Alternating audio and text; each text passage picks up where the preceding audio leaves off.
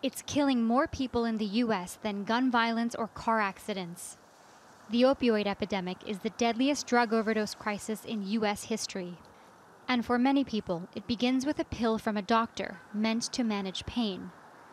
Adrienne Voltaire was prescribed opioids following surgery. She says she became addicted quickly. In the beginning, it was for pain. Then it was because the feeling was wonderful. And then very soon after that component, it turned into a dependence where if I didn't take it, I felt awful. She came here to Arms Acres, a facility in New York that helps people recover from addiction. And she says she's lucky to have survived.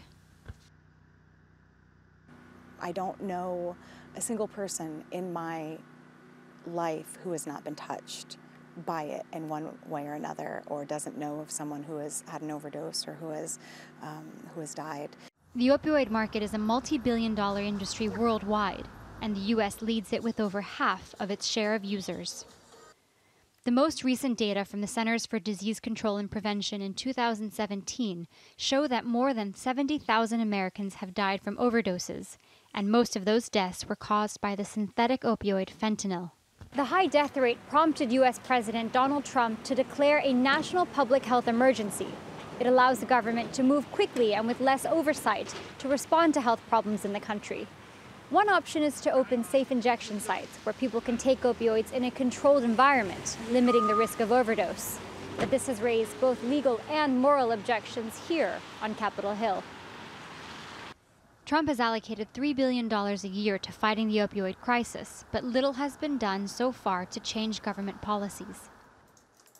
And public health workers say the funds are not being used effectively. There's other things that the federal government is spending money on that if they put the money towards these types of things, it would probably help us more than hurt us.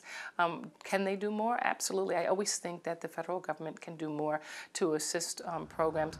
Adrienne says for her, the biggest issue is combating the stigma attached to drug addiction. We're the people that walk amongst you, it's not just, this problem does not just affect the person that you see on the street. And until the U.S. can find a way to stop this epidemic, more people with an opioid addiction risk losing their lives. Alexi Noelle, TRT World, New York.